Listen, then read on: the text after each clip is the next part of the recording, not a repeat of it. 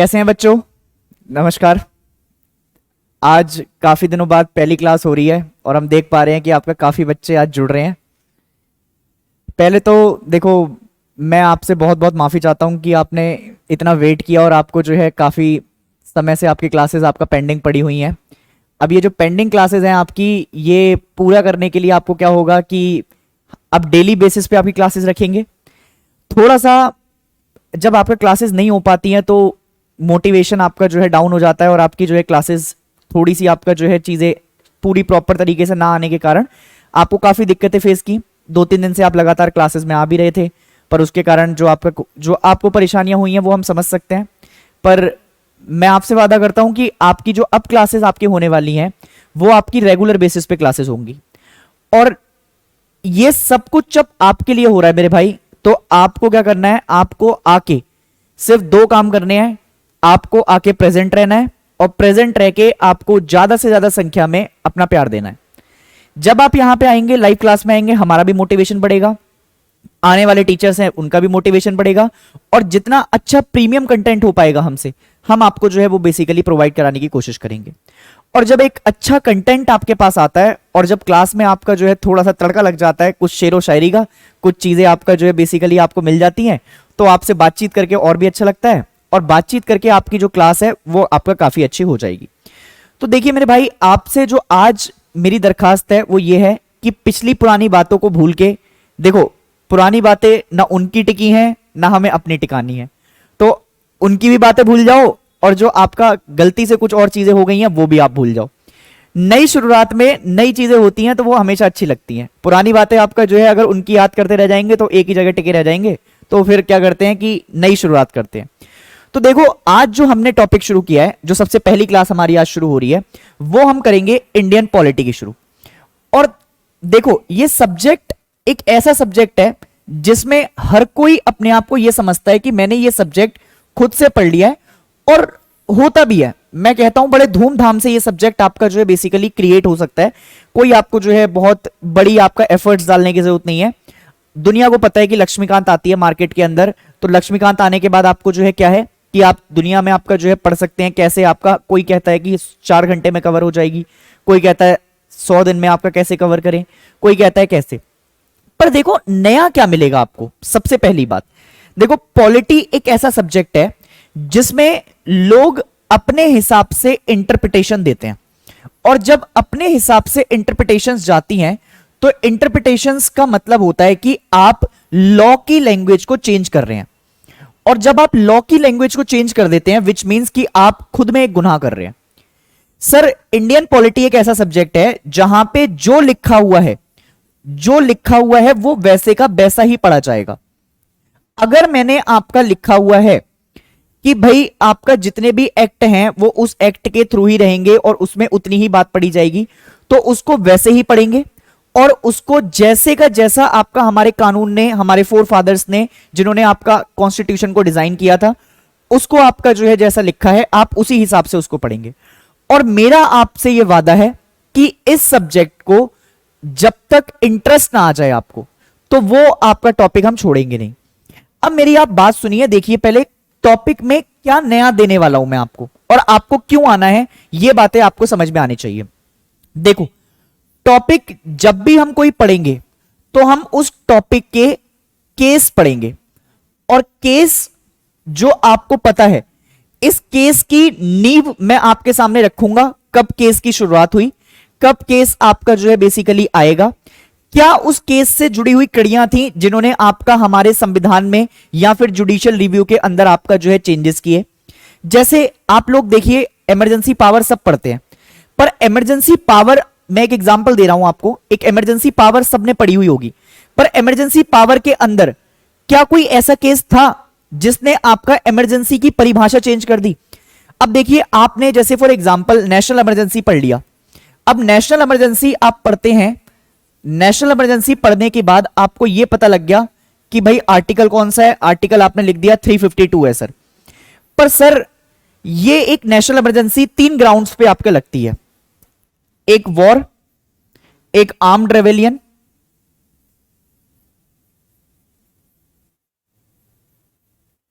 ये आप सबको पता होगा। ठीक है।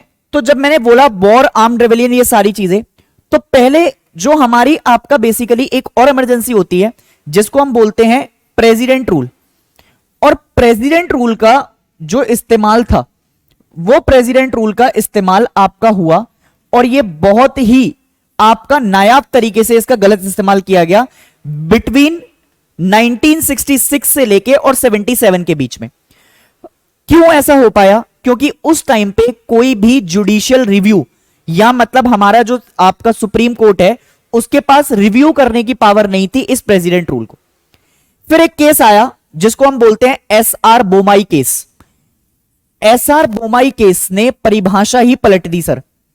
एसआर बोमाई केस ने जब ये बात आपका रखी सामने कि सर इमरजेंसी को आप बेसिकली लगा तो देते हैं, और पंजाब जैसे इलाकों में लगभग 39 आपका टाइम पे इमरजेंसी लग गई, तो ये जुडिशियल रिव्यू का हिस्सा क्यों नहीं हो पा रहे हैं?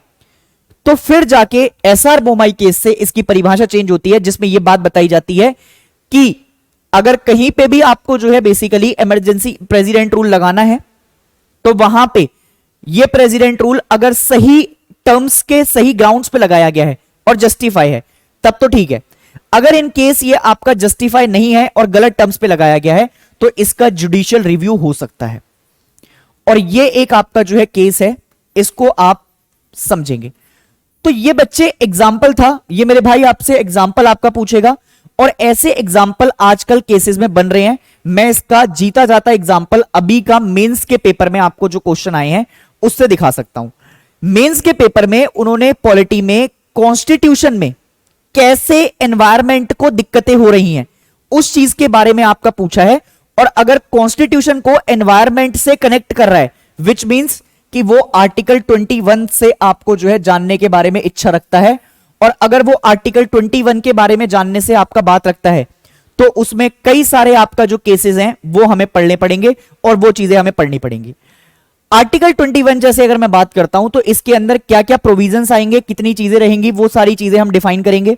एनवायरमेंट है, राइट टू लाइफ है, कौन सी चीज आपका जो है कितने इंपैक्ट किया, ये मैं सारा बताऊंगा। तो ये बच्चे एक हमारा तरीका रहेगा, ये मेरे भाई आपसे तरीका रहेगा। सब जितने भी लोग आप देख रहे हैं, इनको आपका जो है एक पूरा प्रोसीजर मैंने आपको बताया कि कैसे मैं इनको कनेक्ट करूंगा। इंडियन पॉलिटी के क्वेश्चंस आपको उस बेहतरीन लेवल पे देखने को मिलेंगे जो आज तक शायद आपने नहीं देखे होंगे। और अगर वो बेहतरीन लेवल के क्वेश्चन आपको लेके आने हैं, अगर तैयारी में आपका तड़का लगा के अच्छी तैयारी करनी है, तो आप डेली शाम को आपका 7 बजे से लगभग क्लासेस आपकी शुरू हो जाएंगी। अभी हर टीचर का आपके पास शेड्यूल आ जाएगा, और फिर उसके हिसाब से आपको बच्चे क्लास में प्रेजेंट रहना है, क्योंकि अगर आप क्लास में आएंगे तभी हम आपको जो है बेसिकली अच्छा कंटेंट, अच्छी क्वालिटी की चीजें आपको प्रोवाइड करा पाएंगे। अब अगर मैंने आपको कोई भी चीज जैसे ये समझाई है, तो सर एक शुरुआत कैसे करेंगे? देखो, मेरा तरीका थोड़ा सा अलग है पॉलिटी को समझने का। मैं क्या कर रहा हूं, सबसे पहले हम पॉलिटी को समझेंगे कैसे, और पॉलिटी को समझने के लिए हमने करना क्या क्या है। सबसे पहले पॉलिटी में हम जो चैप्टर पढ़ने वाले हैं, जिससे हर साल सीडीएस और एनडीए के पेपर में एक क्वेश्चन पक्का मिलेगा आपको देखने के लिए, जिसको बोलते हैं हिस्टोरिकल बैकग्राउंड। अब बच्चे देखो, हिस्टोरिकल बैकग्राउंड मेरे भाई आप जो है इसको पढ़ तो लेते हैं, पर इसकी सबसे ज्यादा समस्या आपका जो आती है वो आती है याद करने में। विश्वास रखो, क्लास खत्म होने से पहले और इस चैप्टर के खत्म होने से पहले मैं आपको हिस्टोरिकल बैकग्राउंड याद करा के भेजूंगा। अगर आप अभिषेक सर की क्लास में आए हैं, तो आपको यह बात आपका पक्का है, जो बच्चे मुझसे पढ़ चुके हैं, जिनको पता है कि अभिषेक सर की क्लास में बच्चा वही बैठता है जो याद करने के लिए आपका जाना जाता है, और याद मैं आपको यही करा के भेजूंगा। शेड्यूल क्या रहेगा, टर्म क्या रहेगा, जैसे ही हमारा चैप्टर खत्म होगा, चैप्टर खत्म होने के बाद आपको इसकी पीडीएफ एक प्रोवाइड करा दी जाएगी। जैसे ही इसकी पीडीएफ मिली, और पीडीएफ आपको दोनों लैंग्वेजेस में मिलेगी, हिंदी और इंग्लिश। हिंदी वाले भैया ऐसा ना कहें कि हमारे साथ जाति कर दी, हमें आपका जो है बेसिकली पीछे छोड़ दिया। मेरे लिए दोनों ही उतने बराबर हैं, मैं दोनों माध्यम में पढ़ाऊंगा। भाषा को, माध्यम को बैरियर ना बनाएं, इसको सिर्फ आपका एज एन टूल यूज करें। क्योंकि एक बहुत छोटी सी कहावत है, मैं आपका बार बार क्लासेस में कहता हूं और जिन्होंने सुनी हुई है, हिंदी हमारी मां है, और अगर मां है तो मां को आपका साथ लेना, मां को आपका जो है हमारे पास हमेशा चीजें आपका रिक्वायर्ड रहेंगी। और इंग्लिश आपकी गर्लफ्रेंड है जिसकी रिक्वायरमेंट आपको है ही है, तो इसलिए उसको सीख लो, आने वाले टाइम पे काम आएगी। समझ में आया सर मेरी बात, क्या कह रहा हूं मैं? तो चैप्टर जैसे ही खत्म होगा इसकी पीडीएफ हम आपको दे देंगे। इसकी पीडीएफ के बाद सर अगली क्लास तब तक शुरू नहीं होगी जब तक आपका टेस्ट ना हो जाए। और जिस भी टॉपिक को हमने कंप्लीट किया है उसका टेस्ट के बेहतरीन लेवल ऑफ क्वेश्चन जितने मुझसे अच्छे हो सकेंगे, और आपका जो है बेसिकली आपने देखे होंगे, चाहे आप किसी भी लेवल की तैयारी कर रहे हैं, यूपीएससी से लेकर state PCS, NDA, CDS, SSC, CGL. और एक और चीज, सीजीएल वालों तुम्हारे लिए तो धमाका आया हुआ है इस बार, 20,000 भर्ती आई हुई है, ये अपॉर्चुनिटी है, ग्रैब कर लो इसे। अच्छा कंटेंट मिलेगा, अच्छे कंटेंट के साथ साथ इस बार जितने क्वेश्चन आएंगे वो नए पैटर्न के ऊपर डिजाइन है। नए पैटर्न में किस तरीके के क्वेश्चन पूछेंगे वो आपका डिजाइन रहेंगे, और क्या क्या क्वेश्चन आपके बन सकते हैं वो डिजाइन आपको जो है मिलेगा। नए क्वेश्चन आपका जो है कहां से आएंगे सर? क्वेश्चन तो सर उतने ही है मार्केट के अंदर, आप तरीका देखना कि कैसे क्वेश्चन को पूछा जा रहा है। पढ़ा आपने सबने है, पर तरीके से क्वेश्चन को पूछने का तरीका आप देखना कैसे रहेगा। तो ये टेस्ट के बिना हम अगले चैप्टर में नहीं जाएंगे, और एमसीक्यू के माध्यम से हम जो आपका चैप्टर पढ़ के आए हैं उस चैप्टर को करेंगे कवर, चैप्टर समझाने के बाद। दूसरा, जितनी भी इंपॉर्टेंट कमिटीज हैं, इंपॉर्टेंट कमिटीज को मैं एक जगह आपके लिए कंप्राइज करूंगा, क्योंकि आपने जैसे अभी आपका जो है एक सीएचएसएल के जो बच्चे पेपर देके आए थे उनको पता होगा, सीएचएसएल के पेपर में एक अलाग कमिटी पूछी गई थी। अब देखो, एक अलाग कमिटी है, एक कस्तूरी रंगन कमिटी है, ये सारी कमिटियां आपका जो है बेसिकली काफी नोन है, पर हमें पता नहीं होता कि कहां पे किस चीज के लिए जरूरी है। ये सारी पॉवर्टी के लिए आपका जो आती है, पॉवर्टी को एनालाइज करने के लिए। तो ये कमेटी एक जगह हम समराइज करेंगे, कौन सी सेंटर स्टेट के रिलेशन के लिए जरूरी थी, कौन सी आपका जो है बेसिकली किसी और चीज के लिए जरूरी है, इनको समझेंगे।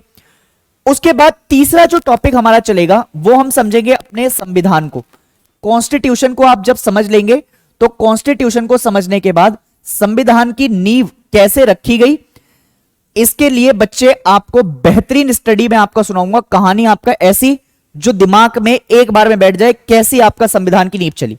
संविधान को पढ़ने के लिए पहले क्या हुआ, कैसे आपका चीजें आई, मैं एक एक पॉइंट आपके दिमाग में ऐसा बैठा दूंगा कि आपने ऐसी कहानी सुनी ही नहीं होगी। संविधान आप सुनना, आपको संविधान की कहानी ऐसी मिलेगी जो आपका कहीं ना मिली हो। तो संविधान की कहानी सुनेंगे हम, कहानी अभिषेक सर की जुबानी, ये आप मेरी आपका लिख के ले लीजिए बात। और उसके बाद सर जो हमारा 4th चैप्टर होगा वो हम चलेंगे सेंटर गवर्नमेंट की तरफ, केंद्र सरकार। सेंटर गवर्नमेंट के आपका पता है आपको क्या क्या टॉपिक रहेंगे आपके पास। सेंटर गवर्नमेंट के टॉपिक में आपका जो है सबसे पहले प्रेसिडेंट पढ़ेंगे, क्या प्रेसिडेंट के आपका एक्ट रहे हैं वो हम समझेंगे। फिर हम थोड़ा सा वाइस प्रेसिडेंट के बारे में, उपराष्ट्रपति के बारे में पढ़ेंगे, पार्लियामेंट समझेंगे। पार्लियामेंट आपने आज तक यूट्यूब की हिस्ट्री में जितना भी पढ़ा है आप पूरा समझ के आना, हर जगह से हर वीडियो खंगाल के आना, और फिर एक बार आके मेरी क्लास में बैठना। मैं आपको पार्लियामेंट के दूसरे नायाब तरीके दिखाऊंगा कि जो आपने कहीं सुने ना हो। आप एक बार क्लास में आए, पार्लियामेंट पढ़ने आना, पार्लियामेंट की आपका परिभाषाएं समझ में आएंगी आपको। इसके अलावा फंडामेंटल राइट, जिससे आपका हर साल एक टॉपिक देखने को मिलेगा ही मिलेगा, ये आपका पढ़ेंगे। और डीपीएसपी समझेंगे कि डीपीएसपी की क्या है परिभाषा। इसमें ट्रिक समझेंगे कि कैसे आपका डीपीएसपी को याद रखना है, क्योंकि आपका आर्टिकल बहुत हैं और चीजें बहुत हैं।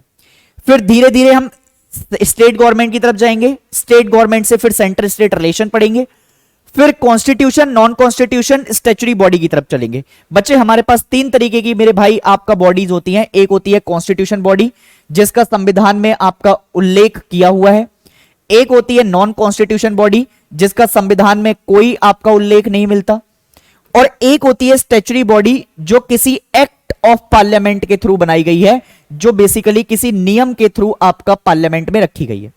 इसको बोलते हैं स्टैच्यूटरी बॉडी। ठीक है, तो ये एक हमारा तरीका रहेगा कि जिसको हम समझेंगे कि क्लास में हम क्या देख रहे हैं और कैसा आपका जो है कहानी। तो अब जब आपको पता लग गया है कि एक हमारा शेड्यूल क्या रहेगा, तो आपने ज्यादा से ज्यादा संख्या में आके मेरी भी हिम्मत बढ़ानी है, अपनी भी हिम्मत आपका जो है जारी रखनी है, और इस बार सिलेक्शन लेना ही लेना है। किसी भी पेपर में आपका जो है सिलेक्शन होगा ही होगा, ये मेरा वादा है आपसे। आप बस बने रहें मेरे साथ और देखें कि कैसे आपका जो है तैयारी में आपका तड़के लगते जाएंगे। अब मैं आपको थोड़ा सा, जब आपका आए हैं तो खाली हाथ नहीं जाएंगे, चैप्टर की शुरुआत करते हैं। और सबसे पहला चैप्टर जो आपकी कड़ियां जोड़ेगा, किस चीज की, जो कड़ियां जोड़ेगा आपकी बेसिकली दोनों तरीके से, कॉन्स्टिट्यूशन में भी, हिस्ट्री में भी और पॉलिटी को समझने भी। तो आइए शुरुआत करते हैं इंडियन पॉलिटी के साथ। और इंडियन पॉलिटी का पहला चैप्टर जो आपको इंपॉर्टेंट देखने को मिलता है, जिसको हम कहते हैं हिस्टोरिकल बैकग्राउंड। इवन जो आपका तैयारी कर रहे होते हैं आईएएस की, वो भी ये कहते हैं कि सर आता तो सब है, पढ़ा हुआ तो सब है, पर ये भूल जाते हैं याद करने से हमें, इनको सर दोबारा आपका याद नहीं होती ये चीजें। तो सर देखिए, सबसे पहले इंडियन बैकग्राउंड, अगर मैं हिस्टोरिकल बैकग्राउंड की आपका जो है बेसिकली बात करता हूं, इसको लोग कहते हैं हिस्टोरिकल बैकग्राउंड, मैं कहता हूं इंडियन बैकग्राउंड। नाम ही चेंज कर दिया सर हमने। हिस्टोरिकल बैकग्राउंड क्यों नहीं कह रहा हूं? क्योंकि हम हिस्ट्री इंडिया के बनने की ही तो समझ रहे हैं कि इंडिया में कैसे चेंजेस आए, तो इसलिए मैंने इसका नाम चेंज करके हिस्टोरिकल बैकग्राउंड से इंडियन बैकग्राउंड रख दिया। अब आप ध्यान से समझें। पहली चीज सर, एक हमारी जो कंपनी थी जिसको बोलते हैं आपका क्या, ईस्ट इंडिया कंपनी। इस कंपनी के बनने की परिभाषा आपको पता होगा। सबसे पहली बार मैडम जो हमारी आपका क्वीन एलिजाबेथ है। अब सर क्वीन एलिजाबेथ का आपको एक क्वेश्चन और जानने के लिए आ सकता है कि अभी अभी हाल ही में, मुझे कमेंट करके बताएंगे आप लोग ये बात, कमेंट करके आप ये बताएं कि हाल ही में क्वीन एलिजाबेथ नामक पुरस्कार सबसे पहले किस बंदे को मिला है, जिनकी अभी हाल ही में डेथ हुई है क्वीन एलिजाबेथ जी की, उनके नाम पे एक पुरस्कार लॉन्च किया है आपका जो है गवर्नमेंट ने, वो किसको दिया गया है, ये कमेंट सेक्शन में आप मुझे बताएंगे। और कमेंट सेक्शन में आप इस क्वेश्चन को इंपॉर्टेंट मार्क कर लें, क्योंकि इस साल के करंट अफेयर्स में इंपॉर्टेंट रहेगा। ठीक है, तो क्वीन एलिजाबेथ आपका जो है basically company of merchant, company of merchant and governor, company of merchant and governor, इस कंपनी को आपका जो है क्या करती हैं, एक चार्टर ग्रांट करके देती हैं। अब सर चार्टर क्या होता है? चार्टर का मतलब होता है सर दीवानी राइट्स। चार्टर मतलब जब आपको ग्रांट किया जाता है तो हम बात करते हैं दीवानी की। सर दीवानी क्या है? दीवानी आपका वो राइट्स हैं जिसमें हम किसी भी आपका बेसिकली कंट्री को या किसी भी आपका कंपनी को पॉलिटिकल राइट्स या फिर आपका जो है रेवेन्यू से रिलेटेड राइट प्रोवाइड कराने का काम करते हैं। ठीक है, अब सर दीवानी राइट्स आपका दे दिए कंपनी को, दीवानी की आपका बात कह दी। तो सर मुझे एक बात बताएं आप, बहुत छोटी सी, जब ये पॉलिटिकल राइट्स और रेवेन्यू राइट्स आपको मिल गए तो इंडिया तो कॉलोनी था ना, इंडिया क्या था? इंडिया तो कॉलोनी था। और मुझे आप एक बात बताएं, अगर मैं इसके स्प्लिट पोल करवा लूं कि कॉलोनी क्या होता है, तो ऐसे स्प्लिट हो जाएगा नीचे से ऊपर। इवन जो बहुत आपका अच्छे लेवल पे पढ़ाई कर रहे हैं और जो आपके स्कूल टीचर और आपके जो बेसिकली कॉलेज टीचर हैं, वो भी कॉलोनी की परिभाषा बताने में आपका क्या कर जाएंगे, हिचकिचा जाएंगे। कॉलोनी क्या होता है? कॉलोनी हम कहते हैं कि किसी के ऊपर पावर से, मिलिट्री के तरीके से कैप्चर किया गया कंट्री को कॉलोनी कहते हैं आप। पर सर इसकी परिभाषा ये नहीं है। कॉलोनी क्या होती है? कॉलोनी जब भी हम किसी भी कंट्री के ऊपर पॉलिटिकल राइट्स, मतलब जब हम पॉलिटिकली, राजनीतिक की तरह से आपका जो है, और एडमिनिस्ट्रेटिकली जब आप बेसिकली प्रशासनिक तौर पर, एडमिनिस्ट्रेटिकली प्रशासनिक तौर पर आपका जो है क्या करते हैं, उसको कैप्चर करने का काम करते हैं, उसको कहा जाता है कॉलोनी। तो इंडिया एक कॉलोनी था। इंडिया को आपका जो है बेसिकली क्या करा गया, धीरे धीरे इस चार्टर के थ्रू कॉलोनी बनाया गया। और सबसे पहली बार दो बंदे आए थे, आपको पता है, सर थॉमस रॉय और विलियम हॉकिंग्स, जिन्होंने जहांगीर के कोर्ट में आके परमिशन मांगी कि साहब, माई बाप, हुजूर, हमें परमिशन दे दो, हम आपका क्या करना चाहते हैं, हम आपके यहां व्यापार करना चाहते हैं, हम आपके यहां ट्रेड करना चाहते हैं। और जब आपके यहां ट्रेड करना चाहेंगे तो सर आपको बदले में पूरी आपका जो है सुपारी दी जाएगी, अंडर दी टेबल। और अंडर दी टेबल जब आपको सुपारी दी जाएगी तो आप क्या करें, आप उस सुपारी का मतलब होता है कि सर अच्छे अच्छे लेवल के गिफ्ट आपको दिए जाएंगे। और इससे एक ब्रिटिशर्स का जो डायरेक्ट इंपैक्ट गया जहांगीर के ऊपर, वो बहुत अच्छा गया। तो यहां पे जैसे ही आपका जो है बेसिकली ये सारी चीज मिलती है, तो धीरे धीरे ईस्ट इंडिया कंपनी ने आपका क्या शुरू कर दिया, ईस्ट इंडिया कंपनी ने आपका जो है अपना दबदबा यहां पे बनाना शुरू कर दिया। पर होता क्या है कि हम अचानक से एक स्प्लिट देखते हैं कि ईस्ट इंडिया कंपनी, जिसको अच्छा होना चाहिए था, जिसकी पावर बढ़नी चाहिए थी, जिसको काफी उम्मीदों भरी आपका चीजें निकाल के लेके आनी चाहिए थी, वो अमीर ना होके ईस्ट इंडिया कंपनी के जो आपका वर्कर्स थे, या आप ये कह लें जो उसके गवर्नर आए हुए थे, वो अमीर होने लग गए। सर ये कैसे हो रहा है? सर इसका जो रीजन था वो था ब्राइब्स, एक आपका घूसखोरी। इसका जो रीजन था वो था अपनी पावर को चलाना। इसका जो रीजन था किसी दूसरे अपर बॉडी के थ्रू उनको मैनेज ना करना। जब आप ऐसे चीजों के थ्रू, जब आपके पास पूरे एक हाथ दे दिए हैं आपको ओपन कि आप जो करना चाहें वो करेंगे, तो आप तबाही मचाते हैं और अपना भला देखते हैं, दूसरे का भला आप नहीं देखते। जैसे फॉर एग्जांपल कल को अगर आपको मैं बना दूं आईएएस, बना दिया मैंने आपको, आईएएस बनने के बाद सिर्फ आप ये सोचते हैं कि चलो भाई अपना भला देख लें, तो आप एक अच्छे आईएएस थोड़ी कहलाएंगे।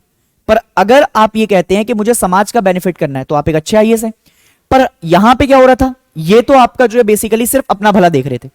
तो पूरी ईस्ट इंडिया कंपनी के ऊपर लगभग लगभग 1 मिलियन पाउंड आपका जो है बेसिकली इतना कर्जा हो गया। अब 1 मिलियन पाउंड का जब कर्जा हो गया सर, तो 1 मिलियन पाउंड के कर्जे के तौर पे आप समझें कि 1 मिलियन पाउंड कर्जा होने के बाद ईस्ट इंडिया कंपनी के छक्के छूट गए और इन्होंने बोला किस तरीके से आपका जो है बेसिकली चीजों को सही किया जाए। अब सही करने के लिए एक ही आपका जो है आंख से रास्ता दिखाई दे रहा था, वो ये दिखाई दे रहा था कि हाथ पैर जोड़ के सीधे आपका जो है ब्रिटिश गवर्नमेंट के पास चल पड़े। अब जब आप ब्रिटिश गवर्नमेंट के पास गए तो ब्रिटिश गवर्नमेंट ने आपको क्या बोला? ब्रिटिश गवर्नमेंट ने, बच्चे ये लिख लेना, इसकी पीपीटीज और जो इसकी पीडीएफ है वो आपको हिंदी और इंग्लिश दोनों में मिल जाएगी। आप समझने पे जोर दें, मैं आपको क्लास में जो समझा रहा हूं उस चीज की हिंदी और इंग्लिश दोनों में समझाऊंगा। पीडीएफ आपको दोनों में मिल जाएगी, परेशान होने की बिल्कुल जरूरत नहीं है। हिंदी मीडियम ये कहें कि सर हम नहीं आएंगे आपका जो है क्योंकि आपने सर हिंदी में नहीं समझाया, मैं हाथ जोड़ के विनती करता हूं आप क्लास में बैठें। अगर आप क्लास में रेगुलर बेसिस पे आएंगे, मैं वादा करता हूं कि चीजें यहीं की यहीं याद करा के भेजूंगा। और जो बच्चे ऑफलाइन क्लास में आ रहे हैं उन्हें यह बात पता है। आप बस आपका जो है अपनी बातों पे अमल रहें, मेरा मोटिवेशन हाई रखें। आप जितने ज्यादा नंबर में आएंगे उतनी ही अच्छी खुशी मिलेगी। ये टॉपिक आपने बहुत बार पढ़ा होगा, पर आप थोड़ा सा आएंगे, आप जब नई चीजें देखेंगे तो आपको पता लगेगा कि नया क्या मिल रहा है आपको। ठीक है, तो देखिए, तो ये जब बेसिकली आपका क्या हुआ, यहां से जब ये गए आपका किसके पास, जब ये गए आपका ब्रिटिश गवर्नमेंट के पास। कौन? ईस्ट इंडिया कंपनी वाले। तो ब्रिटिश गवर्नमेंट ने आपका इनके सामने रखी शर्त। क्या शर्त रखी? कि भाई पहली बात सुनो, पहली बात, अब जो बेसिकली अभी तक तुम पॉलिटिकल राइट्स और एडमिनिस्ट्रेटिव राइट्स जो देख रहे थे, एडमिनिस्ट्रेटिव मतलब प्रशासनिक और पॉलिटिकल मतलब राजनीतिक, एडमिनिस्ट्रेटिव राइट्स जो आप देख रहे थे वो अब आपको डायरेक्टली ना देख के आपके ऊपर ब्रिटिश गवर्नमेंट देखेगी। और ब्रिटिश गवर्नमेंट ने इसी कड़ी में जब पहली बार इनको रेगुलेट करना शुरू किया, रेगुलेट का मतलब होता है कि उनकी देखरेख करनी शुरू की, उनसे बातचीत करनी शुरू की, तो रेगुलेशन के तौर पे जब सबसे पहला एक्ट निकल के आता है तो इसको आप कहते हैं रेगुलेटिंग एक्ट। क्या कहते हैं आप इसको? Regulating act. और सर रेगुलेटिंग एक्ट पहली बार 1773 में आपका आता है।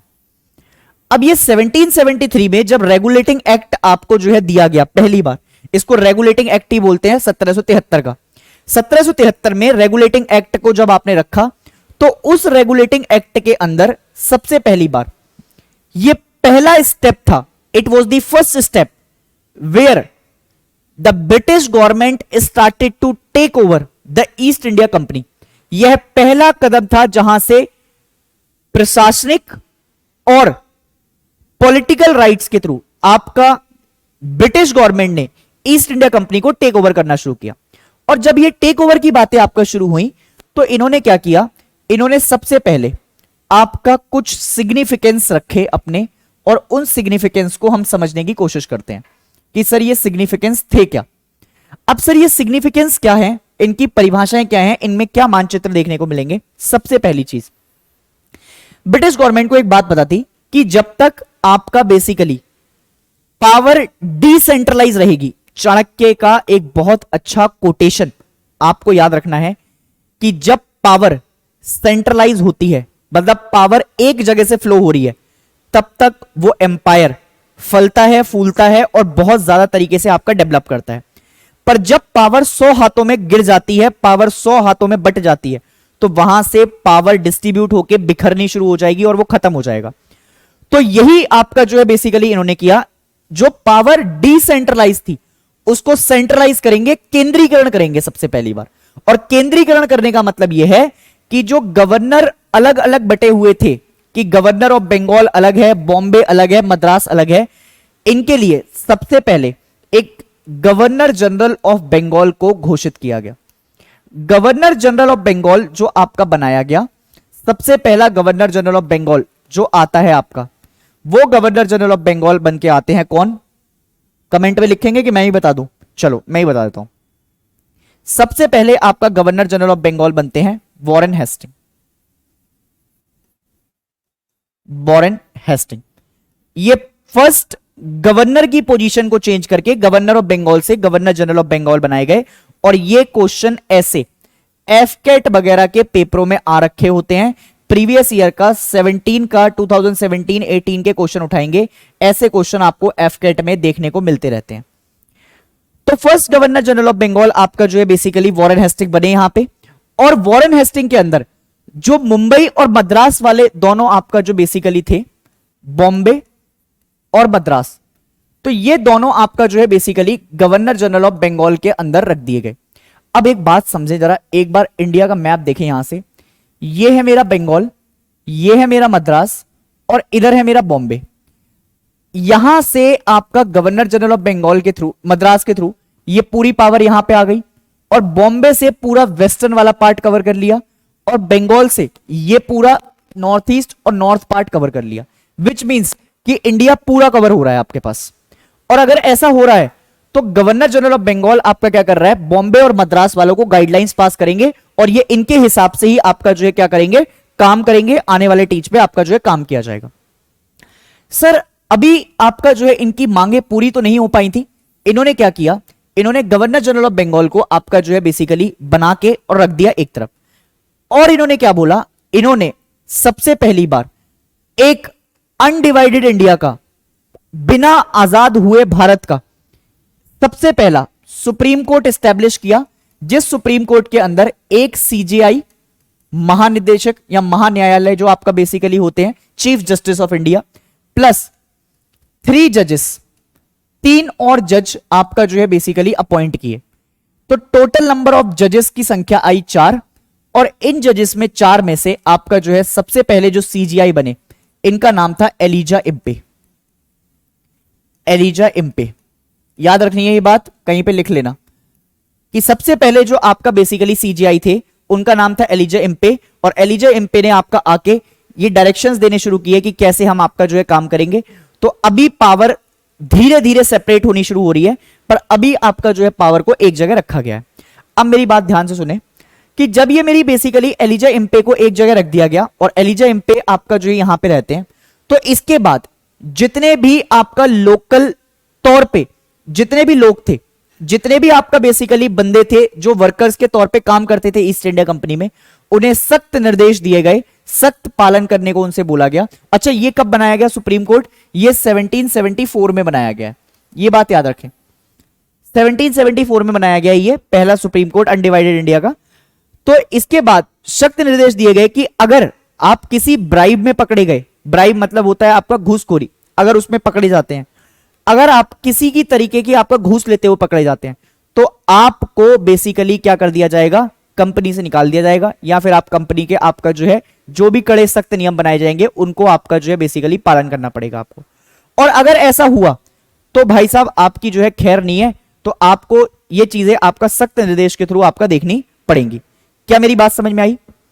तो बच्चे आज जो है एक इंट्रोडक्शन आपको समझ में आया है, और इंट्रोडक्शन के तौर पे हमने आज जो बेसिकली क्लास देखी है, इस क्लास को हमने ये समझा कि कैसे आपका पावर शुरू होगी।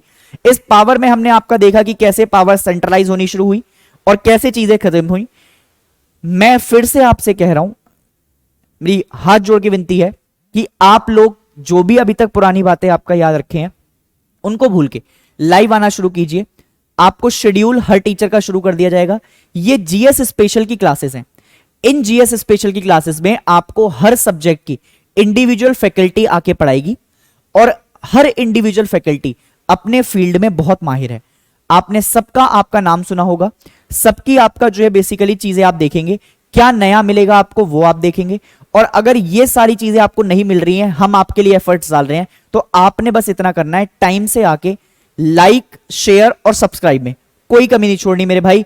अच्छे से अच्छे आपका नंबर ऑफ क्वेश्चन प्रैक्टिस करने हैं साथ में, और जो भी आपको मिलेगा वो नए पैटर्न के ऊपर मिलेगा। हर चीज की नोटिफिकेशन टाइम से आती जाएगी। टेलीग्राम का लिंक आपको दे दिया जाएगा, आप टेलीग्राम जरूर ज्वाइन करें। साथ में धीरे धीरे अपने दोस्तों को जोड़ें ताकि आपका जो है बेसिकली उनको पता लग सके कि हां एक नए सिरे से शहर में एक नई आवाज उठी है, जिस आवाज ने एक बुलंदी को और आपको बुलावा दिया है, जिस बुलावे के थ्रू आप आके यहां पर हमारे साथ जुड़ेंगे। और वो कहते हैं कि वो एक दौर था जिस दौर में आपका जो है गालिब बुलाया करते थे, गालिब कहते चले गए कि वो दौर था, वो दौर था और वो दौर था। तो आइए जुड़िए लाइव क्लासेस में और फिर हम आपका जो है आपके साथ मिलते हैं। तब तक के लिए अलविदा। नई क्लास में आपका जो है आप जो ज्योग्राफी का सब्जेक्ट है वो पढ़ेंगे। तब तक के लिए थैंक यू, शुक्रिया, शब्बा खैर, गुड नाइट।